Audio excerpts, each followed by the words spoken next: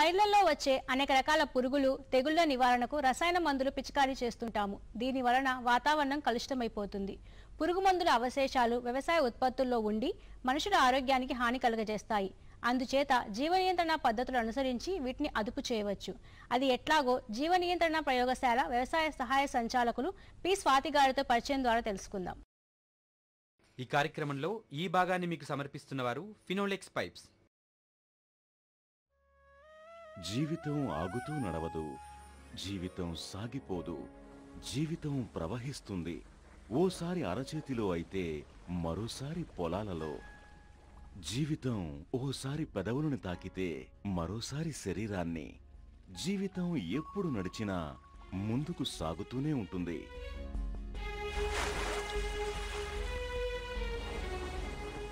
Finolex pipes.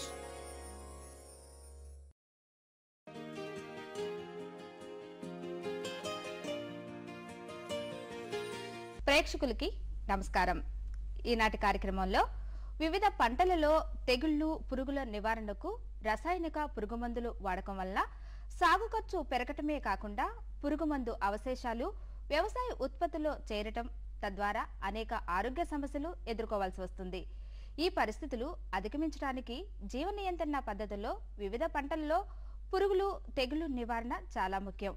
ఈ సందర్భంగా జీవ నియంత్రణ పద్ధతుల ద్వారా పురుగులు తెగుళ్లు పంటల్లో ఎలా నివారించడానికి ఈ రోజు కాకినాడ బయోలాజికల్ కంట్రోల్ ల్యాబ్ వ్యవసాయ సహాయ సంచాలకులు పి స్వాతి గారు మన స్టూడియోకి విచ్చేస్తున్నారు.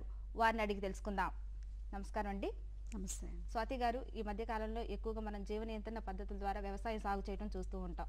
అసలు జీవ నియంత్రణ పద్ధతులు అంటే ఏంటి, వాటి గురించి విపులంగా ఈ రోజు రైతు సోదరులకు తెలియజేయండి.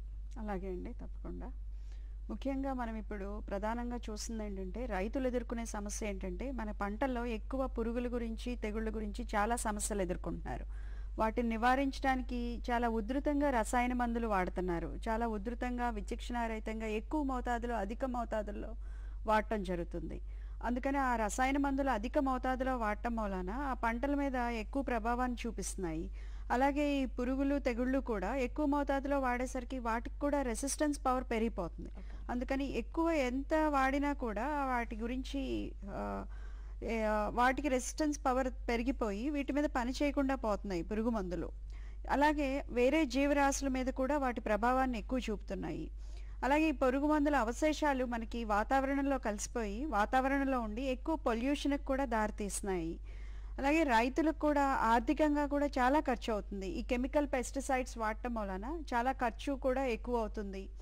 ఈ పెస్టిసైడల్ రెసిడ్యూస్ కూడా మన అగ్రికల్చరల్ ప్రొడ్యూస్లో కానీ మనం రోజు తినే కూరగాయలు పంటల్లో కూడా ఎక్కువ పెస్టిసైడల్ రెసిడ్యూస్ ఉన్నాయి. వీటి మూలన చాలా నష్టాలు మనం చూస్తూ ఉన్నాము. చాలా హెల్త్ హజార్డ్స్ కూడా మనం చూస్తున్నాము. మనము రెగ్యులర్గా చూసే ఈ జెనెటికల్ డిజార్డర్స్ కానీ ఫీటల్ డిజార్డర్స్, నర్వస్ వీక్నెస్, ఇవన్నీ కూడా మనం గమనించడం జరుగుతుంది. సో ఈ ప్రాబ్లమ్స్ అన్నీ కూడా మనం అవాయిడ్ చేయడానికి, ఇవన్నీ కూడా మనం అధిగమించడానికి ఇప్పుడు జీవ నియంత్రణ పద్ధతుల్ని ఎక్కువ వాడుతున్నాం అనమాట ఈ పురుగులు తెగుళ్ళ నివారణకి. ఈ జీవ నియంత్రణ పద్ధతులు అనేది మనకి సమగ్ర సస్యరక్షణ పద్ధతులు అనేది రూపొందించడం జరిగింది. ఈ సమగ్ర సస్యరక్షణ పద్ధతుల్లో ఒక భాగమే ఈ జీవ నియంత్రణ పద్ధతులు. దాంట్లో ఈ జీవ నియంత్రణ పద్ధతిలో వివిధ రకాల బయోపెస్టిసైడ్స్ ఉంటాయి. వాటన్నిటిని ఉపయోగించి మనం ఈ పురుగులు తెగుల్ని అరికట్టడాన్ని జీవ నియంత్రణ పద్ధతులు అంటారు. అది ఒక సమగ్ర సస్యరక్షణ పద్ధతిలో ఒక భాగంగా వాడుతూ ఉంటాము. ఓకే మేడం, వరిలో కూడా మరి జీవ నియంత్రణ పద్ధతులు అవలంబిస్తూ ఉంటారు. మరి వాటికి ఎలాంటి జీవ నియంత్రణ పద్ధతులు అవలంబిస్తారు? వరిలో ఎక్కువ మెయిన్ ఏంటంటే మనకు వరిలో వచ్చేది ఆకు ఎండు తెగులు, పొట్టకుళ్ళు తెగులు, ఈ తెగుళ్ళు ఎక్కువ పొడ తెగులు, అగ్గి తెగులు, ఇలాంటివన్నీ కూడా వరిలో మనం ఎక్కువ చూస్తూ ఉంటాము. వరిలో ఇలాంటి తెగుళ్ళు వచ్చినప్పుడు తెగుళ్ళు ముందు మనం వచ్చింది అనుకోకుండా ముందే రాకుండా నివారించడం మనకి మెయిన్ ఇంపార్టెన్స్ అన్నమాట. అందుకని తెగులు వచ్చే ముందే మనం వరి విత్తనాలు విత్తే ముందే మనం వరిని విత్తన శుద్ధి చేసుకుంటే గనక ఈ సూడోమోనాస్ కానీ టీవిరిడి ఇలాంటివన్నీ కూడా ఈ బయోపెస్టిసైడ్స్లో ఒక భాగం. Main bio control agents, biopesticides అంటారనమాట. వీటితో కనుక ఈ సూడోమోనాస్ కానీ వీటన్నిటితో మనం వరిని విత్తన శుద్ధి ఇలాంటివి చేసుకుంటే కనుక ముందు తెగులు రాకుండా ఫస్ట్ స్టెప్ అది మనం తెగులు నివారించడానికి. అలా కాదు, పంట వేసిన తర్వాత కూడా మనం తెగులు చూసాము అంటే వివిధ దశల్లో పంట నాటిన 35 రోజుల తర్వాత 60 రోజుల తర్వాత కూడా మనం పంట ముందు దుక్కిలో వేసుకోవటం లేకపోతే పొలంలో ఒకసారి స్ప్రే చేసుకోవటం ద్వారా కూడా ఈ తెగుళ్ళని ఎక్కువగా నివారించుకోవచ్చు వీటిని. ఓకే మేడం, అదేవిధంగా జీవ నియంత్రణ పద్ధతుల ద్వారా అవలంబించే ముందుగా ఎలాంటి జాగ్రత్తలు తీసుకోవాల్సి ఉంటుంది? ఈ జీవ నియంత్రణ పద్ధతులు ఉపయోగించే ముందు అంటే మనం పొలంలో ఈ జీవ నియంత్రణ పద్ధతులు అంటే ఇవి కూడా ఆర్గానిక్, ఒక విధంగా చెప్పుకోవాలంటే ఆర్గానిక్. వీటిని కూడా రసాయన మందులతో పాటు మనం కలిపి వాడామంటే ఆ రసాయనిక మందుల ప్రభావం ఎక్కువ ఈ జీవ నియంత్రణ మందుల మీద ఎక్కువ ఉంటుంది. అందుకని మనం ఇవి వాడే ముందు ఎలాంటి రసాయనిక మందులు కానీ, అంటే మనం పొలంలో మనం వాడుతున్నాము అంటే ఒక వారం ముందు నుంచే ఏ విధమైన రసాయన మందులు వాడకూడదు. అలాగే రసాయన ఎరువులు కూడా వాడకూడదు, ఎరువులతో కలిపి వాడకూడదు. అవి వాటితో కలిపి వాడినట్లయితే వీటి ఎఫెక్ట్ ఏమి ఉండదు. అక్కడ రసాయన ఎరువులే డామినేట్ చేసేస్తాయి ఈ ఎరువులను అన్నమాట, ఈ మందుల్ని. సో అవి వాడకుండా వాటికి అవి ఒక వారం తర్వాత వాడాలి రసాయనిక మందులు వాడినట్లయితే. అలా కాకుండా అసలు కంప్లీట్గా అంటే మనం పొలంలో వాడే ముందు వాటికి కరెక్ట్గా మనం పొలంలో సరిపోయినంత నేలలో తేమ ఉందా లేదా అనేది చూసుకోవాలన్నమాట. చూసుకొని వాటిని వాడాలి, అది సరైన సమయంలో వాడాలి. మనము ఒక ఎగ్జాంపుల్ తీసుకున్నాం అనుకోండి, వరి తీసుకున్నాము, వరిలో కాండం తొలిచే పురుగు ఉంది. అది ఎప్పుడు వస్తుంది? మనకి పిల్లకల స్టేజ్లో వస్తూ ఉంటుంది అనమాట. సో ఆ స్టేజ్ చూసుకొని ఆ స్టేజ్లో కరెక్ట్గా మనం వరిలో ఒక చదరపు అడుగు, ఒక స్క్వేర్ మీటర్ చూసుకుంటే కనుక ఆ స్క్వేర్ మీటర్లో మనకి పురుగులు ఏమన్నా ఉన్నాయా, ఒక గుడ్ల సముదాయాలు కనిపిస్తాయి. అది కనుక ఒక్క గుడ్ల సముదాయం కనిపించినా లేకపోతే ఒక అడల్ట్ పురుగు కనిపించినా, ఏది కనిపించినా సరే this is the right time to start for using this biopesticides అని మనము అప్పుడు స్టార్ట్ చేయాలి. స్టార్ట్ చేసి ఆ పురుగుల ఉధృతిని బట్టి, పురుగుల ఉధృతి ఇంకా పెరిగినట్టయితే కనుక ఇంకా తర్వాత కూడా పురుగు మందులు చల్లుకోవటం అలాంటివి యూజ్ చేస్తూ ఉండాలి. అంటే మనం పంట కరెక్ట్గా ఏ దశలో ఉంది అని అన్నప్పుడు కూడా, మరియు పురుగు ఉధృతిని బట్టి కూడా మనం వాడుకుంటూ ఉండాలి ఈ మందులు అనేది. ఓకే డాక్టర్ గారు, మరి ఇంకొక విషయం కూడా మనం ఇక్కడ చూడబోతున్నాం, సూడోమోనాస్ బయో ఏజెన్సీ. సో దీన్ని ఎలా వాడాలి, ఏ పరిస్థితుల్లో వాడతారు వీటిని? సూడోమోనాస్ ఫ్లోరసెన్స్ అనేది ఒక రకమైన బ్యాక్టీరియా అండి. ఈ సూడోమోనాస్ ఫ్లోరసెన్స్ బ్యాక్టీరియా మనకి పొలంలో చాలా రకాలైన తెగుళ్ళు, ముఖ్యంగా తెగుళ్ళకి అగ్గి తెగులు వస్తుంది. వరిలో ముఖ్యంగా వాడతాము. వరే కాకుండా వివిధ రకాల పంటల్లో అంటే అరటి, వేరుశనగ, వివిధ రకాలైన కూరగాయలు, ఇలాంటి పంటల్లో కూడా వచ్చే తెగుళ్ళు నివారించడానికి కూడా ఎక్కువ సూడోమోనాస్ వాడుతూ ఉంటాము. సూడోమోనాస్ వాడేటప్పుడు ఈ బ్యాక్టీరియా మొక్కల్లో మనకి వేర్ల ద్వారా ప్రవేశిస్తుంది, కణజాలం ద్వారా మొక్కల్లోకి ప్రవేశిస్తుంది అనమాట. యాంటీ ఆక్సిడెంట్స్ని, యాంటీబయోటిక్స్ని ప్రొడ్యూస్ చేస్తుంది. ప్రొడ్యూస్ చేసి హానికరమైన బ్యాక్టీరియా ఏవైతే ఉంటాయో ఇది మొక్కలకు తెగుళ్ళు కలగజేస్తుంది, ఆ బ్యాక్టీరియా నివారించడానికి తోడ్పడుతుంది ఈ సూడోమోనాస్. అదే కాకుండా మొక్కల్లో ఒక రకమైన రెసిస్టెన్స్ పవర్ కూడా పెరుగుతుంది. ఇది ప్రొడ్యూస్ చేసే ఎంజైమ్స్ మూలాన మొక్కల్లో ఒక రెసిస్టెన్స్ పవర్ పెరిగి వేరే విధమైన తెగుళ్ళు ఏమి రాకుండా కూడా చాలా దోహదపడతాయి. అంతేకాకుండా మనకి వచ్చే వివిధ రకాలైన కెమికల్ పెస్టిసైడ్స్ వాడటం మూలాన వచ్చే పొల్యూషన్, పెస్టిసైడల్ రెసిడ్యూస్, ఇలాంటి ప్రాబ్లమ్స్ కూడా మనకేం ఉండవు ఈ సూడోమోనాస్ వాడటం మూలాన. ఈ సూడోమోనాస్ మనకి మొక్కల్లో వాడేటప్పుడు అంటే మొక్కల్లో వివిధ రకాలైన దశల్లో వాడతాము. ఫస్ట్ నుంచి వాడటం ఒక 4 దశల్లో వాడతాము. అంటే దాన్ని విత్తన శుద్ధి ద్వారా వాడచ్చు. అలా కాకుండా భూమిలో మనం సూడోమోనాస్ డైరెక్ట్గా భూమిలో దుక్కి దున్నేటప్పుడు అప్లై చేయటం వాడచ్చు. అలా కాకుండా పంటల మీద పిచికారీ చేస్తాం, స్ప్రే చేస్తాం, క్రాప్ మీద స్ప్రే చేస్తాము. ఇంకా క్రాప్ మీద స్ప్రే చేసి కూడా తగ్గకపోతే లాస్ట్ రిసార్ట్గా కెమికల్కి వెళ్ళాలి. అంతేగాని ముందు మనం ఈ స్టేజ్లో వాడాము అంటే విత్తన శుద్ధి చేసేటప్పుడు విత్తన శుద్ధి ఫస్ట్ పంట మనం విత్తుతో మొదలు పెడతాము. విత్తు నాటేటప్పుడే కనుక విత్తన శుద్ధి చేసాము అంటే ఆ విత్తనం ద్వారా చాలా తెగుళ్ళు వ్యాప్తి చెందుతూ ఉంటాయి. పంటలకు వచ్చే తెగుళ్ళన్నీ మేజర్ నేల ద్వారా వస్తాయి, విత్తనం ద్వారా వస్తాయి. ఓకే. అందుకని విత్తనాన్ని మనం ముందు శుద్ధి చేసుకున్నట్టయితే గనక మనం ఈ తెగులు చాలా వరకు అరికట్టవచ్చు. ఓకే. అలా కాకుండా భూమిలో కూడా వేయచ్చు. ఇప్పుడు ఉదాహరణకు చూసాం అనుకోండి, వరి అనుకోండి, వరికి తీసుకుంటే మనకి వరి పంటకి తీసుకుంటే ఎకరానికి ఒక 20 నుంచి 25 కేజీల వరకు విత్తనాలు అవసరం అవుతాయి మనకు ఒక ఎకరానికి విత్తుకోవటానికి. అలాగే కేజీకి మనం ఈ సూడోమోనాస్ మందు సుమారు 5 నుంచి 10 గ్రాములు 5 నుంచి 10 గ్రాములు తీసుకొని విత్తనాలతో కలిపేసి, లేకపోతే విత్తనాల్లో కలవలేదంటే ఒక 10 మిల్లీలీటర్ల నీటిని తీసుకొని విత్తనాల్లో కలిపేసి ఒక రోజంతా ఉంచుతాం అనమాట. ఒక రోజంతా ఉంచి తర్వాత విత్తనాలు నాటుకోవటానికి వాడుకుంటాము. అలా కాకుండా నారు వరి ఎక్కువగా ఊడ్పులు ఊడుస్తూ ఉంటారు మనకు పొలాల్లో. వరి నారు తీసి ఊడ్చేటప్పుడు వరి నారుని ఈ సూడోమోనాస్ ఫ్లోరసెన్స్ అనేది ఒక నీళ్ళలో కలిపేసి ఒక 100 లీటర్ల నీటిలో ఒక అర కేజీ పొడిని కలిపి ఆ మొక్కలు ఒక గంట సేపు ఆ నీళ్ళల్లో ఉంచితే గనక ఈ ఏదైతే తెగుళ్ళు అంతకు ముందు పంట ద్వారా గానీ నేల ద్వారా గానీ వచ్చిన తెగుళ్ళు వేరు ద్వారా మళ్ళీ ఆ మొక్కకు కూడా సంక్రమిస్తాయి అన్నమాట. ఈ వరి నారుని గనక మనం శుద్ధి చేసినట్లయితే ఈ సూడోమోనాస్ కలిపిన నీళ్ళలో ఆ తెగుళ్ళు రాకుండా ఉంటాయి. ఈ వేళ్ల ద్వారా వచ్చే తెగుళ్ళు రాకుండా ఉంటాయి. తర్వాత మళ్ళీ దుక్కిలో కూడా మనం దుక్కిలో వేయొచ్చు. తర్వాత పొలంలో మనము అప్లై చేసేటప్పుడు ఒట్టి సూడోమోనాస్నే కాకుండా సూడోమోనాస్ని 1 కేజీ వేపపిండితో కలిపి 1 కేజీ నుంచి 10 కేజీల వరకు కూడా వేపపిండితో కలుపుకోవచ్చు. 1 కేజీ సూడోమోనాస్ పొడిని, ఒక 10 కేజీల వేపపిండి, ఇంకా 90 కేజీల పశువుల కంపోస్ట్ కానీ వెర్మీ కంపోస్ట్ కానీ బాగా చీకిన పశువుల ఎరువు అంటారు, ఆ పశువుల ఎరువుతో కలిపేసి బాగా కలిపి ఉంచాలి. ఈ మిశ్రమాన్ని కలిపి మనం ఒక చోట ఉంచుకొని మధ్య మధ్యలో అంటే కొంచెం తేమ మాయిశ్చర్ అనేది మెయింటైన్ అవుతా చూసుకోవాలన్నమాట. అది కూడా ఒక చల్లని ప్రదేశంలో ఎండ తగలకుండా ఒక చల్లని ప్రదేశాల్లో ఈ మిశ్రమాన్ని కనుక మనం ఒక వారం రోజులు ఉంచి తర్వాత ఆ మిశ్రమాన్ని బాగా కలిగి తిప్పుతా ఉండాలి. మధ్య మధ్యలో కలిగి తిప్పుతా ఉంటే బాగా ఈ సూడోమోనాస్ మనం కలిపింది 1 కేజీ దీంట్లో బాగా పెరగటానికి దోహదపడుతుంది అన్నమాట. ఈ మిశ్రమాన్ని తీసుకెళ్లి మనం పొలంలో భూమిలో వేసుకుంటే గనక భూమి ద్వారా వచ్చే తెగుళ్ళు కానీ ఏమీ రాకుండా కూడా మనకి తోడ్పడుతుంది అనమాట.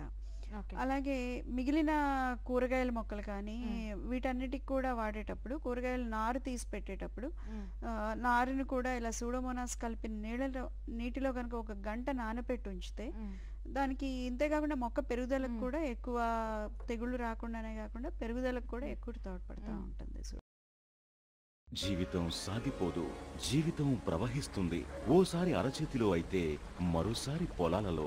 జీవితం ఓసారి పెదవులను తాకితే మరోసారి శరీరాన్ని.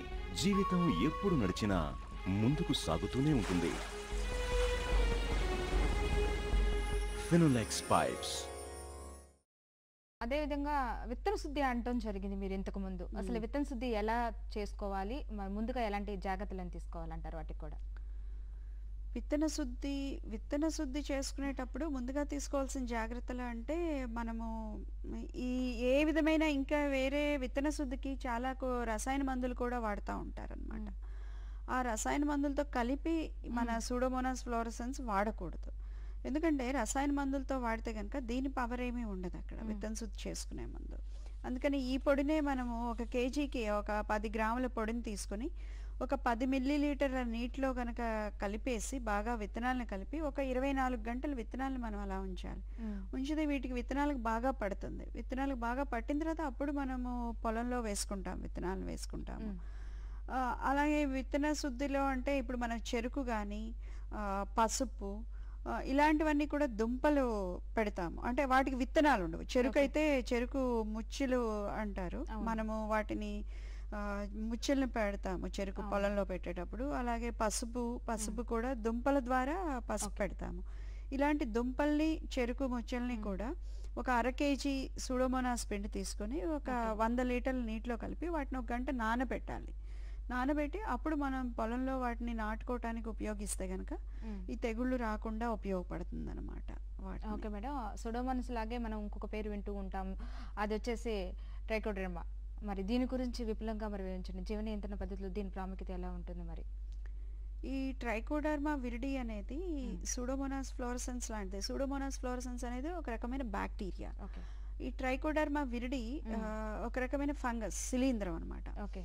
మనకి భూమిలో పంటలు వేసేటప్పుడు చాలా రకాల శిలీంధ్రాలు ఉంటాయి. అవును. చాలా హాని చేసే శిలీంధ్రాలు ఉంటాయి. బూజు తెగుళ్ళు, మనము కూరగాయల మొక్కలు మనం ఇంట్లో వేసుకున్నప్పుడు కూడా చూస్తూ ఉంటాము. చాలా రకాలైన బూజు తెగుళ్ళు అలా వచ్చేసి పోతా ఉంటాయి అన్నమాట తెగుళ్ళు.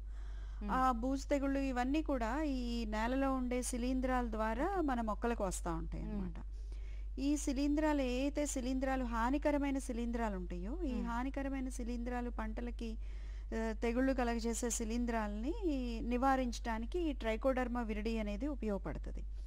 ఈ ట్రైకోడర్మా విరిడి మనకి ఎక్కువ నేలలోనూ మనం ఒకసారి ఒక సీజన్లో ఒక పంటకి వాడామనుకోండి, అది నేలలోనూ వృద్ధి చెందుతుంది, మొక్కల వేళ్ల ద్వారా కూడా వృద్ధి చెందుతుంది అన్నమాట ట్రైకోడర్మా విరిడి. ఒకసారి మనం భూమిలో దాన్ని ఉపయోగించినట్లయితే కనుక ఈ మొక్కల వేళ్లకి చుట్టూ రక్షణ కవచంలాగా ఏర్పడుతుంది అనమాట.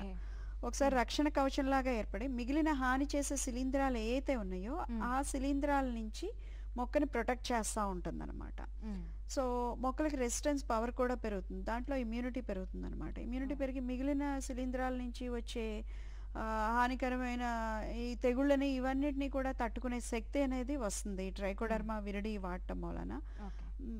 మనము అన్ని రకాల పంటలకి, ఆల్మోస్ట్ కూరగాయలకి, వేరుశనగ, అరటి, అలాగే కొబ్బరిలో మెయిన్గా మన రైతులు ఎదుర్కొనేది గ్యానోడర్మా ప్రాబ్లం నివారించడానికి కూడా ఈ ట్రైకోడర్మా విరిడి ఉపయోగపడుతూ ఉంటుంది తెగుళ్ళు రాకుండా. ఏ దశలో వాడొచ్చు అంటారు దీన్ని? ఇది కూడా మనం ఎట్లా అయితే సూడోమోనాస్ వాడతామో ముందు నుంచే విత్తన శుద్ధికి వాడతాం ఎక్కువ ట్రైకోడర్మా విరిడి. విత్తన శుద్ధికి వాడతాము, అలాగే నారు శుద్ధి చేయటానికి వాడతాము. అలాగే నేలలో మనము పంటలు వేసినప్పుడు చెరుకు కానీ ఇలాంటివి వేసినప్పుడు మధ్యలో మొక్కలు వేసినప్పుడు మొక్కల్లో సాళ్ళు అంటారు అనమాట, మొక్కల మధ్యలో అది వేసేటప్పుడు కూడా దాంట్లో కూడా మనము ఈ ట్రైకోడర్మా విరిడి ఉపయోగిస్తాము.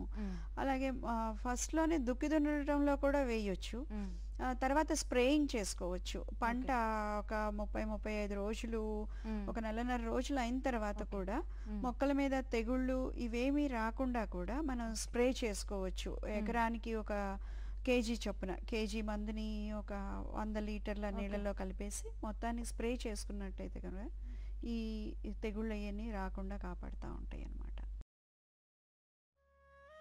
జీవితం ఆగుతూ నడవదు, జీవితం సాగిపోదు, జీవితం ప్రవహిస్తుంది. ఓసారి అరచేతిలో అయితే మరోసారి పొలాలలో. జీవితం ఓసారి పెదవులను తాకితే మరోసారి శరీరాన్ని. జీవితం ఎప్పుడు నడిచినా ముందుకు సాగుతూనే ఉంటుంది.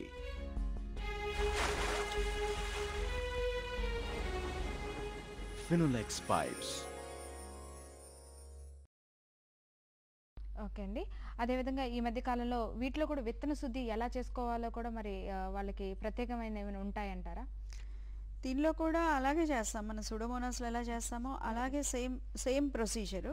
కాకపోతే అదేమో బ్యాక్టీరియల్ వాటికి నివారించడానికి వాడతాము, ఇదేమో ఫంగల్ రాట్స్ ఉంటాయి, తెగుళ్ళు ఇవన్నీ వచ్చే తెగుళ్ళ నుంచి నివారించడానికి.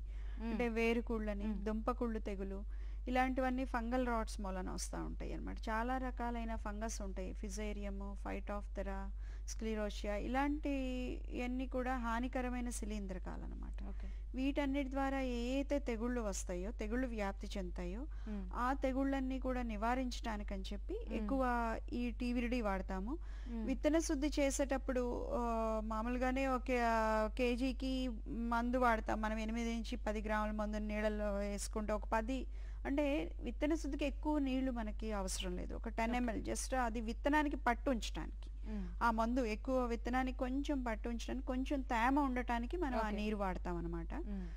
అలాగే మిగిలిన మొక్కలు ఉంటాయి, ఇప్పుడు కొబ్బరి మొక్కలు వేసుకుంటున్నాం అనుకోండి, కొబ్బరి మొక్క వేసుకునేటప్పుడు మనము మొక్క నాటేటప్పుడే భూమిలో మొక్కకి ఒక 25 గ్రాముల చొప్పున మందు మనం భూమిలో వేసుకుంటాము. తర్వాత మళ్ళీ 6 నెలలకు ఒకసారి ఒక 50 గ్రాముల మొక్క మొదల్లో వేస్తే గనక మనము ఈ తెగుళ్ళు అనేది ముందు నుంచే రాకుండా అరికట్టడం అవుతుంది. అంతేగాని ఒక్కసారి తెగులు వచ్చిన తర్వాత ఇప్పుడు చూసి మందు వేద్దాము అంటే కొంచెం కంట్రోల్ చేయడం కష్టం అవుతుంది. అలా కాకుండా మనం ముందే మనకు అంటారు ఎప్పుడు prevention is better than cure అని. ఓకే. సో అందుకని మనం ముందే తెగులు రాకముందు నుంచే మనం గనక ఈ బయోలాజికల్ కంట్రోల్ మెజర్స్ అనేవి మొదలు పెట్టామనుకోండి, రాకుండా ఉంటే తెగుళ్ళు అనేది వ్యాప్తి చెందకుండా ఉంటాయి. ఇప్పుడు ఒకసారి తెగులు వచ్చిన తర్వాత వేద్దాము అంటే ఓకే. ఆ తెగుల్ని అంతవరకు కంట్రోల్ చేయలేము. తెగులు వచ్చిన దాన్ని మనం ఏమీ చేయలేము, దాన్ని వ్యాప్తి చెందకుండా అరికట్టగలుగుతాం కానీ ఓకే. ఈ బయోలాజికల్ కంట్రోల్ మెథడ్తో. అందుకని ముందే మనం విత్తన శుద్ధి ద్వారానే తెగుళ్ళు వ్యాప్తి చెందకుండా అరికట్టుకోవాలన్నమాట. ఓకే. అలాగే మిగిలిన పంటలు ఉంటాయి, దానిమ్మ, సపోటా, పండ్ల తోటలు ఉంటాయి, పండ్ల తోటలు. ఈ పండ్ల తోటలకు కూడా ముందు మనము మొక్క నాటుతాము, చిన్న మొక్క నాటుతాము. నాటినప్పుడే ఆ గొయ్యి తీసినప్పుడే దాంట్లో ముందే మనం ఇల్లు కట్టుకునేటప్పుడు ఎట్లా అయితే చెదల మందులు వేసుకుంటా ఉంటాము, చెదలు రాకుండా ఉంటాం, చెదలు వచ్చిన తర్వాత కాదు కదా. అలాగే ఈ మొక్కలు నాటేటప్పుడు కూడా ఒక వీటికైతే అరటికైతే ఒక చెట్టుకి ఒక 3 నుంచి 4 గ్రాముల మందు సరిపోతుంది. అలా కాకుండా ఈ దానిమ్మ పెద్ద పెద్ద వృక్షాలు ఉంటాయి కదా, పండ్ల చెట్లకైతే ఒక 25 నుంచి 30 గ్రాముల మందుని ఒక్కొక్క చెట్టుకి వేసుకొని మనం మొక్క నాటాం అనుకోండి. తర్వాత నుంచి మెయింటెనెన్స్ అనమాట, అంటే ప్రతి 6 నెలలకు ఒకసారి మొక్క మొదట్లో ఒక 50 గ్రాముల మందు వేసేస్తే కనుక వివిధ రకాలైన తెగుళ్ళు ఇవన్నీ రాకుండా కూడా తోడ్పడతాయి అన్నమాట. అది ఇంతే కాకుండా మనము ఇది మొక్కలకి వేసుకునేటప్పుడు మనము ఈ నీమ్ పౌడర్ అంటే వేపపిండి ఉంటుంది, వేపపిండితో కలిపి వేసుకున్న, అలాగే చీకిన పశువుల ఎరువు కానీ వెర్మీ కంపోస్ట్ కానీ ఇలాంటి బయో ఫర్టిలైజర్స్ కానీ బయో పెస్టిసైడ్స్ వాటితో కలిపి వేసుకోవాలి. ఇవేమీ లేనట్లయితే కనుక మనం పొడి ఇసుకలో కలిపేసి మందును కూడా మొక్క చుట్టూ చల్లుకోవచ్చు. అంతేగాని ఏ విధమైన క్రిమిసంహారక మందులు కూడా మనం వాడకూడదు అనమాట. రసాయనిక మందులతో కలిపి వాడితే వీటి ఉపయోగం అంత వాడినా ప్రయోజనం ఉండదు. అదే. ఓకే అండి. అదేవిధంగా ఇప్పుడు రైతులు ఎరువులు వేసే ముందు ఈ ట్రైకోడర్మా విరివిగా వేసే అవకాశం ఉందంటారా, వాడొచ్చు అంటారా? ఎరువులు అంటే మనకి ఎరువుల్లో కూడా మనకి ఆర్గానిక్ ఫర్టిలైజర్స్ ఉన్నాయండి, అలాగే కెమికల్ ఫర్టిలైజర్స్ ఉన్నాయి. ఆర్గానిక్ ఫర్టిలైజర్స్ ఇప్పుడు చెప్తున్నాము, ఇవన్నీ కూడా రైజోబియం కల్చర్స్ అని, పిఎస్బీలని, ఇవన్నీ ఆర్గానిక్ ఫర్టిలైజర్స్ అనమాట. వెర్మీ కంపోస్ట్ ఇలాంటివన్నీ ఆర్గానిక్ ఫర్టిలైజర్స్.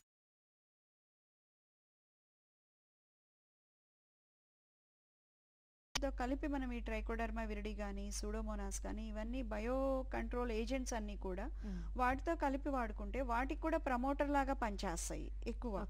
అంతే. మళ్ళీ రసాయనిక మందులతో కనుక మనం కలిపి వాడినట్లయితే రసాయనిక మందులు వీటి మీద పనిచేసి దీంట్లో ఏ అయితే ఫంగై బ్యాక్టీరియా ఏ అయితే ఉన్నాయో అవి కూడా నశించడానికి ఉపయోగపడతాయి, కానీ ఇవి వాడటానికి ఉపయోగపడవు అనమాట. కెమికల్ ఫర్టిలైజర్స్ కానీ ఎరువులతో ఏ విధమైన ఎరువులతో వాడకూడదు.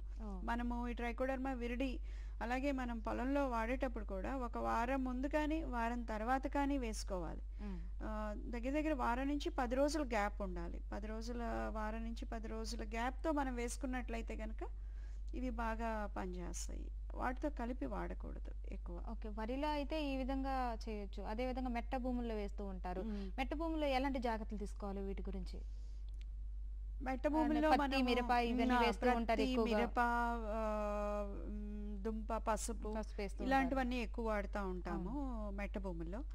మెట్ట భూముల్లో మనం వాడుకునేటప్పుడు ముందే ఈ మనం నాటేటప్పుడే తీసుకుంటాము, లేకపోతే దుక్కిలో వేస్తాము. దుక్కిలో ఒక ఎకరం పొలంలో దుక్కిలో మనం ఒక 2-3 కేజీలు కనుక ట్రైకోడర్మా విరిడిని దుక్కిలో దున్నేటప్పుడు వేసేయచ్చు. ఆ సాళ్ళెమ్మటగా దుక్కిలో దున్నేటప్పుడు వేసేస్తాము. మరలా ఈ నాటేటప్పుడు కూడా ఈ చెరుకు ముచ్చులను కూడా ఇవన్నీ కలిపిన ద్రావణంలో ఈ బయోపెస్టిసైడ్స్ కలిపిన ద్రావణంలో ముంచి పెట్టినట్టయితే కనుక ఆల్రెడీ అంతకుముందు పంటలో కనుక ఏవైనా తెగుళ్ళు ఉన్నట్టయితే ఈ శిలీంధ్రాలు అవన్నీ నేలలో ఉంటాయి, భూమి అట్టడుగు పొరలో పెరుగుతూ ఉంటాయి అన్నమాట శిలీంధ్రాలు. అవన్నీ రాకుండా కూడా ఇవి తోడ్పడతా ఉంటాయి. అలాగే ఈ ట్రైకోడర్మా విరిడి కూడా మనం భూమిలో ఒకసారి అప్లై చేసాము అంటే భూమిలో కూడా అది డెవలప్ అవుతూ ఉంటుంది, ఆ పొరల్లో కూడా పెరుగుతూ ఉంటుంది అనమాట. పెరిగి భూమిలో పక్కన ఉండే శిలీంధ్రాలని ఇవన్నిటిని బూజు తెగుళ్ళని ఇవన్నీ రాకుండా తోడ్పడుతుంది. అలాగే వేరు యొక్క కణజాలం నుంచి కూడా లోపలికి ప్రవేశిస్తుంది మొక్కలోకి ప్రవేశించి మిగిలిన వచ్చే మనకి ఎక్కువ మెట్ట దాంట్లో వేసేది పసుపు వేస్తాం. పసుపులో ఎక్కువ మనం చూసేది దుంపకుండు చూస్తూ ఉంటాము. అవును. అలాగే తమలపాకు తోటల్లో ఆకుమచ్చ తెగులు అని వస్తూ ఉంటుంది. ఆకుమచ్చ తెగులు మనకి కూరగాయలు ఎక్కువ వస్తూ ఉంటాయి. కూరగాయల్లో కూడా ఆకుమచ్చ తెగుళ్ళు ఎక్కువ వస్తూ ఉంటాయి. ఆకుమచ్చ తెగుళ్ళు వీటన్నిటిని కూడా ఎక్కువ నివారించడం జరుగుతుందండి. ఓకే అండి. ఈ జీవ నియంత్రణ పద్ధతిలో రైతు సోదరులు తీసుకోవాల్సిన ముఖ్యమైన జాగ్రత్తల గురించి తెలియచేయండి మేడం. మనం ఈ జీవ నియంత్రణ పద్ధతులు ఎప్పుడైతే వాడుతూ ఉంటామో ఇవి మనకి సమగ్ర సస్యరక్షణ పద్ధతుల్లో ఒక భాగం. అంటే యాంత్రిక పద్ధతులు ఉంటాయి, సేద్య పద్ధతులు ఉంటాయి, అలాగే జీవ నియంత్రణ పద్ధతులు ఉంటాయి. ఈ జీవ నియంత్రణ పద్ధతులు వాడేటప్పుడు మనము ముఖ్యంగా తీసుకోవాల్సిన జాగ్రత్తలు ఏంటంటే, మనము అది వేసేటప్పుడు మట్టిలో ఏ విధమైన పురుగు మందుల అవశేషాలు కానీ అవి లేకుండా చూసుకోవాలి. అలాగే మట్టిలో తేమ ఉండేట్టు చూసుకోవాలి. వర్షం వచ్చేటప్పుడు కానీ బాగా ఎండ ఉన్నప్పుడు కూడా మనం ఏ విధమైన మామూలుగా మందులు అప్లై చేసేటప్పుడు కూడా సాయంత్రం పూట ఈవినింగ్ టైమ్స్లో ఎక్కువ అప్లై చేస్తూ ఉంటాము. సాయంత్రం టైంలో ఎక్కువ వేసుకోవాలి. సాయంత్రం వేళల్లో వర్షం వచ్చినప్పుడు వేసుకోకూడదు. అలాగే మనం ఇది భూమిలో వేసినప్పుడు తర్వాత మొక్కకి ఎక్కువ నీరు పెట్టాలన్నమాట. ఎక్కువ అబ్జార్బ్ చేసుకోవడానికి ఉపయోగపడుతూ ఉంటుంది. అందుకని నీరు ఎక్కువ ఉండేట్టు చూసుకోవాలి. అలాగే కెమికల్ పెస్టిసైడ్స్తో కలిపి వాడకూడదు. మళ్ళీ మనము ఇది ల్యాబ్లో ప్రొడ్యూస్ చేసిన తర్వాత మనకి దాంట్లో 6 నెలలు దీని పీరియడ్ అనమాట. అందుకని 6 నెలల లోపలే మనము ఉపయోగించుకోవాలి వాడేటప్పుడు. ఎక్కువ ఈ కెమికల్ పెస్టిసైడ్స్ వలన వచ్చే ఇలాంటివన్నీ ప్రాబ్లమ్స్ అన్నీ, పెస్టిసైడ్ రెసిడ్యూస్ కానీ, పొల్యూషను, ఇలాంటివన్నీ ఎక్కువ కంట్రోల్ చేయడానికి మనకి ఎక్కువగా ఈ జీవ నియంత్రణ పద్ధతులను వాడటం జరుగుతుంది. అందుకని మన వ్యవసాయ శాఖ వారు మొత్తం అన్ని జిల్లాల్లో అంటే రాష్ట్రంలో ఒక శ్రీకాకుళం, చిత్తూరు తప్పించి మిగిలిన అన్ని జిల్లాల్లో కూడా ఈ జీవ నియంత్రణ ప్రయోగశాలని ప్రారంభించడం జరిగింది. ఈ అన్ని చోట్ల జిల్లాలో ఎక్కడైనా సరే మనకి జీవ నియంత్రణ మందులు ఎక్కువ దొరుకుతూ ఉంటాయి. అన్ని ప్రయోగశాలల్లోనూ మనం తీసుకుని వాటిని వాడవచ్చు. రైతులు సకాలంలో కరెక్ట్ టైంలో కనుక వాడితే చాలా ఉపయోగం ఉంటుందండి. Okay, thank you madam. మరి ఈరోజు మా రైతు సోదరులకు జీవ నియంత్రణ పద్ధతుల ద్వారా మరి ఎలాంటి జాగ్రత్తలు తీసుకోవాలి, వాటి గురించి మెలకువలు మరి తెలియజేసినందుకు ముందుగా మరి ఎలాంటి జాగ్రత్తలు తీసుకోవాలి పంటల్లో తెగుళ్ళు, పురుగులకు సంబంధించి చాలా చక్కగా వివరించారు. మరి మీకు ధన్యవాదాలండి. నమస్తే. పసడి పంటల కార్యక్రమంపై మీ సలహాలు, సూచనలు మాకు తెలియజేయండి. మా చిరునామా డైరెక్టర్, దూరదర్శన్ కేంద్రం, పున్నమతోట, విజయవాడ 520010.